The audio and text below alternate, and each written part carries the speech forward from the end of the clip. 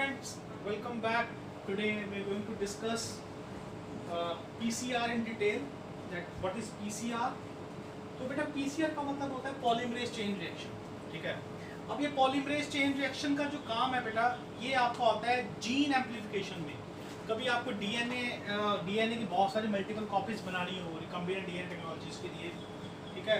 और ये जो PCR है, ये it's basically in vitro replication.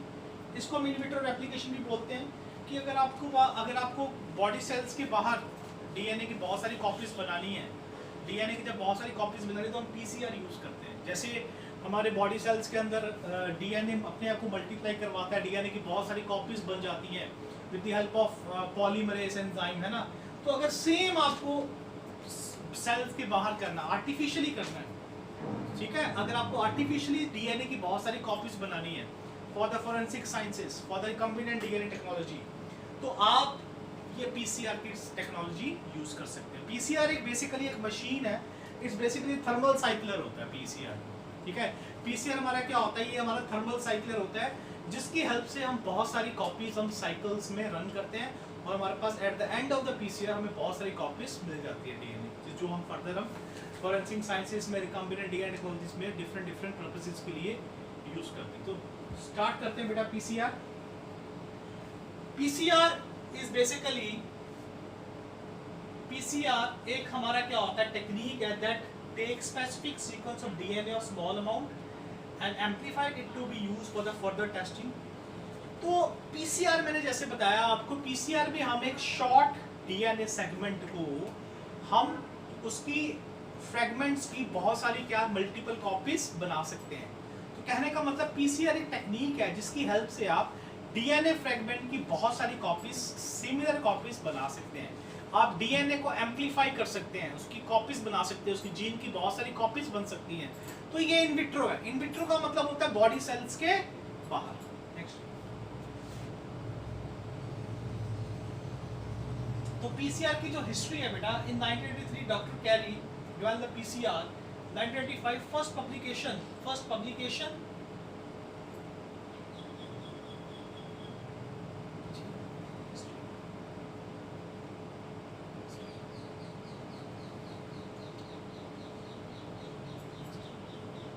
1983 carries developed the PCR. 1985 में फर्स्ट पब्लिकेशन पीसीआर की हुई थी। In 1986 purified tag DNA polymerase is first used in PCR। बेटा ये जो टैग डीएनए पॉलीमरेज है, ये एंजाइम होती है थर्मस एक्वेरिकस से, ये हमारी एंजाइम होती जो हम क्या करते हैं, इसको एक्सट्रैक्ट करते हैं, जो कि हम पीसीआर में क्या करते हैं, यूज करते हैं। 1988 में हमारे पास थर्मल साइकिल इंट्रोड्यूस किया गया। 1989 में science declare tag DNA polymerase the molecule of the year. So basically short history of the PCR.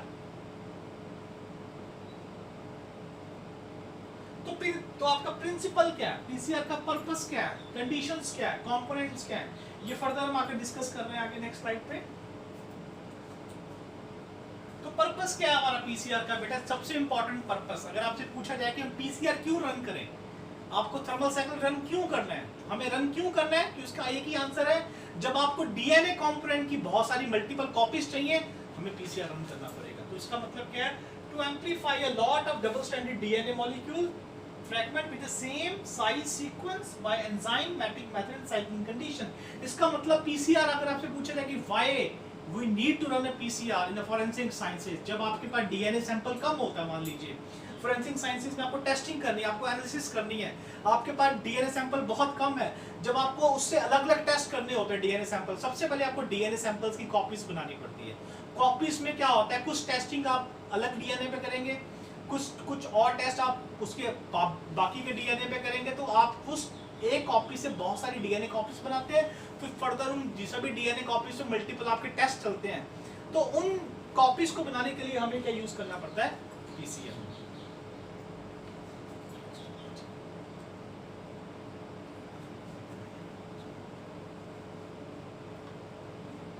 तो सबसे पहले इसके बाद हमारे पास कंडीशंस क्या आ जाती है पीसीआर के लिए। सबसे पहले क्या होता है, डीनेचुरेशन। डीनेचुरेशन का मतलब होता है कि सबसे पहले आपको डीएनए को क्या करना पड़ता है, डीनेचर, इसको ब्रेक करना पड़ता है, जो इसके डबल स्ट्रैंडेड हाइड्रोजन बॉन्ड्स हैं उसको ब्रेक करना पड़ता है। सेकंड क्या होता है, जो डबल स्ट्रैंडेड डीएनए स्ट्रैंड उस पे प्राइमर क्या करते हैं, अटैच करते हैं। प्राइमर अटैच करेंगे, फिर उसके बाद वो जो सिंगल स्ट्रैंडेड डीएनए जहां पे प्राइमर अटैच हुए वहां पे आपके डबल स्ट्रैंडेड डीएनए क्या होगा, फॉर्म होगा। तो सबसे पहले हम चलते हैं डीनेचुरेशन में। सबसे इंपॉर्टेंट पॉइंट डीनेचुरेशन में, बेसिकली ये एक पीसीआर थर्मल साइक्लर है। कभी टेम्परेचर इंक्रीज होता है, कभी टेम्परेचर इसका लो होता है। तो सबसे पहले थर्मल साइक्लर में आपने क्या डालना है, डीएनए डालना है सैंपल, जिसकी आपको कॉपीज बनानी है। डीएनए सैंपल के साथ आपको प्राइमर डालना पड़ेगा, प्राइमर के साथ आपको एंजाइम डालनी पड़ेगी, टैग डीएनए पॉलीमरेज, उसके साथ आपको बफर डालना पड़ेगा। जब आप ये सारे सैंपल ये लोड कर दिया थर्मल साइक्लर पे, तो सबसे पहले थर्मल साइक्लर टेम्परेचर क्या करेगा, इंक्रीज करेगा। इसको टेम्परेचर इंक्रीज करेगा 92 से 94 डिग्री सी पे। इस टेम्परेचर पे जो आपका ये डबल स्ट्रैंडेड डीएनए देख रहे हैं, आप ये डबल स्ट्रैंडेड डीएनए देख रहे हैं, इसके बीच में आप ये हाइड्रोजन बॉन्डिंग देख रहे हैं, ये कॉम्प्लीमेंट्री बेस पेयर के बीच में। तो इस हाई टेम्परेचर पे ये दो हाइड्रोजन बॉन्ड्स क्या हो जाएंगे, ब्रेक हो जाएंगे। और इस प्रोसेस को हम बोलते हैं डीनेचुरेशन। डीनेचुरेशन का मतलब जो आपका डबल स्ट्रैंडेड डीएनए, ये at the high temperature the bonds get break out and the two strand get separated out. तो इसको हम बोलते हैं डीनेचुरेशन। तो this is the first step of the thermal cycler. Next step पे क्या है, मैंने बताया थर्मल साइक्लर का काम क्या है, टेम्परेचर को इंक्रीज डिक्रीज करना। तो जब उसने पहले आपका टेम्परेचर इंक्रीज कर दिया, फिर सेकंड स्टेप में आके वो टेम्परेचर क्या करेगा, डिक्रीज करेगा up to 50 to 70 degree C. ठीक है, अब इस लो टेम्परेचर पे आपके जो प्राइमर आपने डाले हुए स्टार्टिंग में, आपने मैंने बताया था सबसे पहले आपको DNA primer, tag DNA polymerase आपको स्टार्टिंग में लोड करना पड़ता है मशीन में।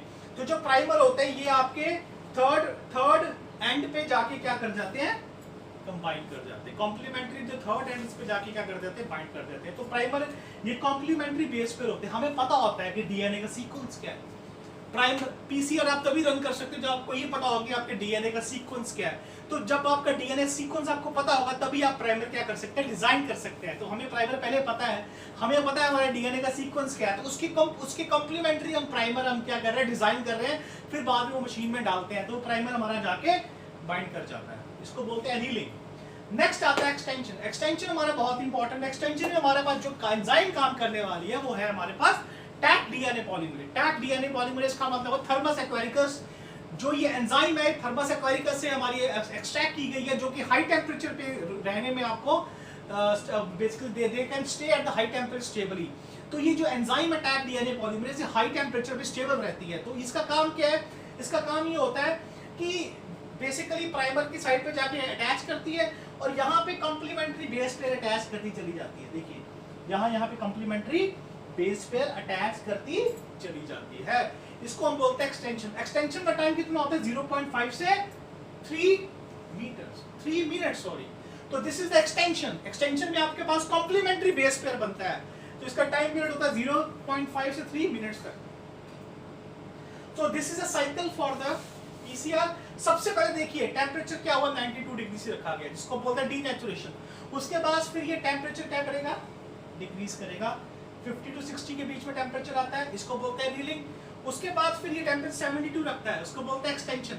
तो ये एक साइकिल है।